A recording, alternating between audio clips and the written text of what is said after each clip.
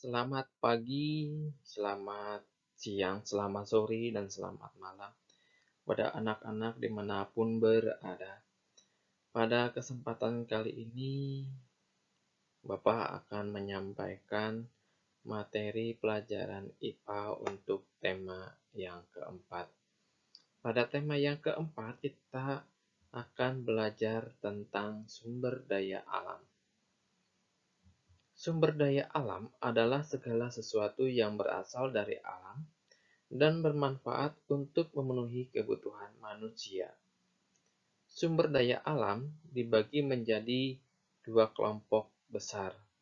Yang pertama adalah sumber daya alam yang dapat diperbaharui. Di antaranya adalah tanah, tumbuhan, hewan, air, dan angin. Nah, sumber daya alam yang dapat diperbaharui ini artinya apabila habis, ini dapat diadakan kembali dalam waktu yang singkat. Yang kedua, sumber daya alam yang tidak dapat diperbaharui.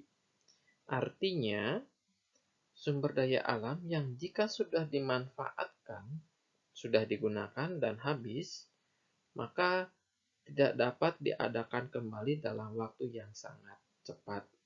Membutuhkan waktu yang sangat lama, bahkan sampai ribuan atau jutaan tahun yang akan datang. Yang termasuk sumber daya alam yang tidak dapat diperbaharui adalah minyak bumi, gas alam, batu bara, dan jenis-jenis logam. Di antaranya ada besi, seng, dan lain-lain. Nah, pada kesempatan ini kita akan belajar tentang sumber daya alam yang ada di dataran tinggi, dataran rendah, dan daerah pantai atau laut. Sumber daya alam yang ada di dataran tinggi. Dataran tinggi adalah dataran yang tingginya lebih dari 200 meter di atas permukaan laut. Sumber daya alam yang terdapat di daerah dataran tinggi di antaranya adalah teh, kopi, stroberi, sayuran. Pada kesempatan ini yang akan kita pelajari adalah tanaman teh. Nah, manfaat tanaman teh yang pertama itu digunakan untuk membuat bahan minuman. Yang diambil adalah bagian daunnya. Yang kedua, tanaman teh itu berguna untuk menahan erosi. Erosi adalah pengikisan tanah oleh air hujan. Supaya tanaman dapat tumbuh dengan subur, maka dilakukan beberapa usaha. Salah satunya adalah menjaga agar tanaman yang tumbuh di tanah itu tetap subur. Bagaimanakah cara? Cara menjaga kesuburan tanah dapat dilakukan dengan cara. Yang pertama, menggunakan pupuk kandang. Yang kedua, mengurangi penggunaan pupuk kimia. Yang ketiga, mengurangi penggunaan pestisida. Yang keempat, penghijauan. Yang kelima, penggunaan atau pembuatan sengkedan atau terasering. Sengkedan atau terasering ini menggunakan prinsip seperti tangga. Jadi, untuk daerah-daerah atau tanah-tanah yang berada di daerah yang miring, maka supaya tidak terjadi erosi dibuat sengkedan.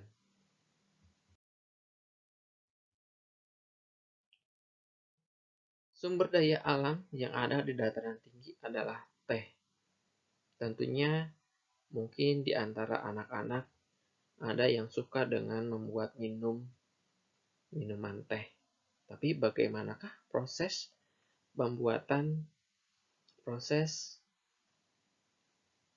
produksi dari teh dari awal sampai akhirnya kita dapat meminumnya? Yang pertama, teh itu dilakukan pemetikan.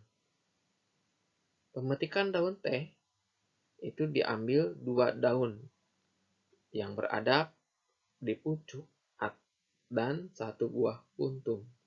Biasanya Orang-orang pemetik teh itu akan memetik teh pada pagi hari. Yang kedua, proses pelayuan. Prosesnya dengan cara dijemur di tempat yang sirkulasi udaranya yang bagus. Yang ketiga, proses oksidasi.